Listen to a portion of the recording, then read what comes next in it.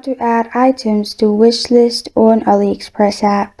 Hi everyone, I'm here to assist you today. Without any delay, let's jump right in. First, open AliExpress app on your device. Make sure you're logged into your account. Then, click on the search bar at the top in the home. After you've clicked on the search bar at the top, search for the product you want to add in your wish list. Then select the product. It will lead you to this page, and in the middle, below the picture, you'll find the heart-shaped icon. Click on it, and as you can see, add it to wish list. And to see your wish list, click on account at the bottom right corner of your screen.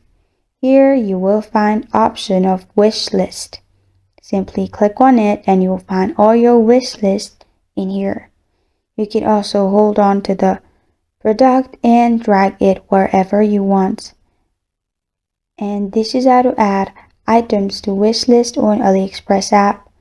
Thank you for joining me today. If this video helps you out, please leave a like and subscribe for more. Got a question or want to suggest the topic? Comment below. Thank you for watching.